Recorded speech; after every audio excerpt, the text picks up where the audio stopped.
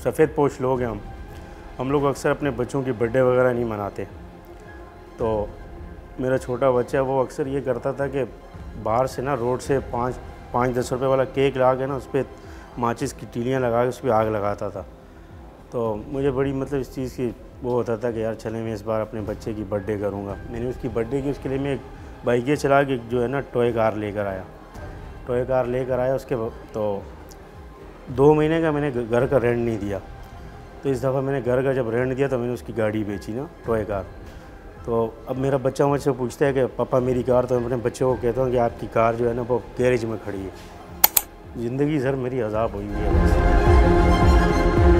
आपने डबल शाह का नाम सुना होगा, जिसने 40,000 से ज़्यादा पाकिस्तानियों के साथ 7 अरब रुपए का फ्रॉड किया था। मुदारबा स्कैंडल में भी हज़ारों शहरियों को अरबों रुपए का चूना लगाया गया। लेकिन आजकल पाकिस्तान में एक ऐसा बहुत बड़ा फ्रॉड हो रहा है जिसका निशाना हज़ारों नहीं बल्कि लाखों लोग बन रहे हैं।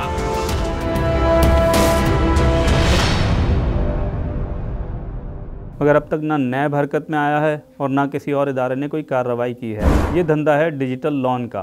गुज़िश्ता 2 साल में पाकिस्तान में ऐसी लोन ऐप्स की भरमार हो चुकी है जो बगैर किसी कागजी कार्रवाई के 1000 से 1 लाख रुपए तक का लोन देती हैं। बस अपने मोबाइल पर ऐप डाउनलोड करें, अपना नाम, मोबाइल नंबर और चंद दीगर तफसीलात दर्ज करें और चंद मिनटों से चंद घंटों में रकम आपके अकाउंट में मुंतकिल कर दी जाती है। ये लोन ऐप्स पाकिस्तान की इस वक्त मकबूल तरीन ऐप्स हैं और गुज़िश्ता 2 साल में लाखों शहरी इन्हें डाउनलोड कर चुके हैं। 8 महीने पहले की बात है, मेरा बच्चा बीमार हो गया तो मुझे कुछ पैसों की अशद ज़रूरत पड़ गई। फिर मेरे जहन में आया कि यार सोशल मीडिया पे अक्सर जो है ना कि इश्तिहार चलता है बरवक्त के नाम से, जो 90 दिन के लिए जो है लोन देते हैं। तो मैंने कहा चलें यार मैं वहाँ से ले लेता हूँ, 90 दिन के बाद इनको पे कर लूँगा। मैंने उनसे लोन ले लिया, उनका जो प्रोसीजर था वो मैंने किया, अपना NIC वगैरह डाला। आधे से पौने घंटे के अंदर जो वो अमाउंट मेरे अकाउंट के अंदर आ गई। लोग इन लोन ऐप से धड़ाधड़ कर्जे तो ले रहे हैं, मगर ज़्यादातर अफराद को पहला दचका उस वक्त लगता है जब 6 या 7वें दिन उन्हें कर्ज की वापसी के लिए कॉल आना शुरू हो जाती है। 8,000 का मैंने लोन लिया तो उन्होंने 6,800 रुपये जो है ना मेरे अकाउंट में भेजे। तो मैंने उनको रिटर्न कॉल की, मैंने कहा सर आपने तो 8,000 का कहा था, आपने जो मुझे 6,800 रुपये भेजे। तो उन्होंने कहा सर ये हमारी जो प्रोसेसिंग फ़ीस है तो इस तरह ये फ़ीस कटती है, ठीक है। तो मैं जो है अपना बच्चे का इलाज कराने लग गया। 6 दिन बाद जो है मुझे उनकी तरफ से कॉल आई कि सर आपने जो है ना लोन रिटर्न करना है। लाहौर के मोहम्मद राशिद की कहानी भी मुख्तलिफ नहीं। मैंने 3 दफ़ा 3 ऐप से लोन लिया। वो बेसिकली शो करते हैं 91 डेज़ का और बाद में 6 दिन बाद वो 45% डिमांड आउट करते हैं। इस वक्त मेरे पास 190 पर्सन हैं अफेक्टेड जिनको वो तंग कर रहे हैं और मैं उनकी आवाज़ बन के आगे आया हूँ। काशिफ और राशिद की तरह हज़ारों शहरी सोशल मीडिया पर अपनी कहानियां शेयर करते रहते हैं कि किस तरह एक छोटी सी ज़रूरत ने उन्हें एक बड़ी मुसीबत में फंसा दिया। इन लोन ऐप्स के इश्तिहारों में तो कर्ज की वापसी की मुद्दत 90 दिन, 180 दिन और 360 दिन बताई जाती है, मगर जब लोन ले लिया जाता है तो पता चलता है कि 7 दिन में वापस करना है और जब 7 दिन में कर्ज वापस ना कर सकें तो एक्सटेंशन मनी मांगी जाती है और मज़ीद हफ्ते 10 दिन की मोहलत दे दी जाती है। अगर कोई सारिफ एक्सटेंशन मनी न दे सके तो उस पर रोज़ाना भारी भरकम जुर्माना लगाया जाता है और फिर दिन में कई बार फ़ोन करके कर्ज की वापसी का मुतालबा किया जाता है। गालम गलोच और बदतमीज़ी की जाती है। कॉन्टैक्ट लिस्ट में दर्ज दोस्तों और रिश्तेदारों को फ़ोन करने की धमकियां दी जाती हैं और उन्हें फ़ोन भी किए जाते हैं। अब जो है ना उनकी मुझे कॉलें आती हैं, मुझे कहते हैं कि अगर आपने लोन पे नहीं किया तो हम जो है ना आपका डेटा लीक कर देंगे, आपके घर विज़िट करेंगे। मैंने 30,000 लिया था टीके लोन से, जिनका मैं 16,000 एक्सटेंडेड के नाम पे इन्हें वापस कर चुका हूँ, लेकिन अभी भी वो 42,000 हो चुका हुआ है और वो मुझे डरा धमका रहे हैं। माँ बहन की गालियाँ निकालते हैं, फैमिली में कॉल्स करते हैं, उनकी सब की रिकॉर्डिंग्स मेरे पास हैं। ये आपसे कहते हैं कि आपके जो पर्सनल पिक्चर्स हैं आपके मोबाइल में गैलरी, उसका जो डाटा है वो हम लीक आउट कर देंगे हम आपकी, और ये फ़ोन करके बदतमीज़ी भी करते हैं लेडीज़ से। मेरे पास जो मेरे कॉन्टैक्ट लिस्ट थे उसमें मेरे जितने भी रिश्तेदार थे, स्पेशली जो मेरे पाकिस्तान से बाहर रिलेटिव थे, उनके सबके नंबर मुझे फॉरवर्ड करे कि ये देखें ये आपकी डिटेल्स हमारे पास मौजूद है और हम आपके सारे रिश्तेदार को फ़ोन करेंगे और आपकी पिक्चर्स भी लीक आउट करेंगे। कंपनी के नुमाइंदे कर्ज लेने वाले पर FIR दर्ज करने, उसका शनाख्ती कार्ड ब्लॉक करने और उसे ब्लैकलिस्ट करने की भी धमकियां देते हैं। पेमेंट ना हो तो उस फाइल को हम डिफ़ॉल्टर लिस्ट में डाल देते हैं। आगे फिर कंपनी उसका सारा जितना डाटा होता है, एड्रेस, सब कुछ A to Z चीज़ें सब कुछ नादरा वालों को दे देती है, ठीक है।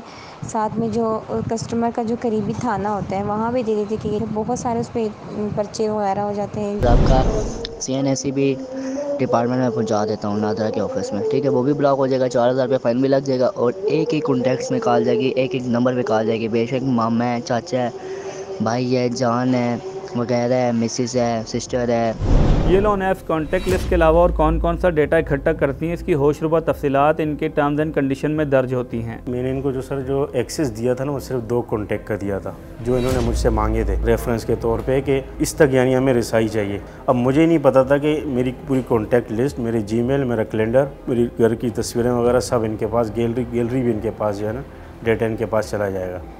उनकी जो प्राइवेसी पॉलिसी होती है कि वो आपने नहीं पढ़ी थी? नहीं, मैंने उस टाइम नहीं पढ़ी सर, क्योंकि मैं उस टाइम जो है ना परेशान था, हॉस्पिटल में था। यहाँ पे ज़्यादातर लोग पढ़े लिखे नहीं, उनको पता नहीं होता कि वो उनसे क्या डिमांड कर रहे हैं कि पर्सनल डाटा वो कैसे उठाते। लोन रिकवरी के मुतनाज़ा तरीक़ेकार के साथ साथ इन कंपनियों की शरह सूद पर भी संगीन सवालात उठ रहे हैं। सबसे पहले तो कर्ज की रकम में से 15 से 35% सर्विस चार्जेज और कमीशन की मद में काट लिए जाते हैं। यानी अगर कोई 20,000 रुपये लोन लेता है तो उसे 16,500-17,000 रुपये मिलते हैं। इन 17,000 रुपये पर उसे 7 दिन में 4 से 5,000 रुपये सूद अदा करना पड़ता है, जो हफ्ते में 25%, माहाना 100% और सालाना 1200% बन जाता है। बाज़ कंपनियां तो 2200% सालाना सूद भी वसूल कर रही हैं। एक्सटेंशन मनी और पेनल्टी के नाम पर ली जाने वाली रकूम इसके अलावा हैं। जो मैंने लोन अप्लाई किया था 36,000 का था, बट उन्होंने मुझे पे ऑफ करा 32,000 और इसको जो मुझे पे ऑफ करना है वो 51,000 रुपीज़। ऑनलाइन कर्जा देने वाले इदारे NBFC यानी नॉन बैंकिंग फाइनेंशियल कंपनी कहलाते हैं और ये स्टेट बैंक के बजाय SECP के दायरे इख्तियार में आते हैं।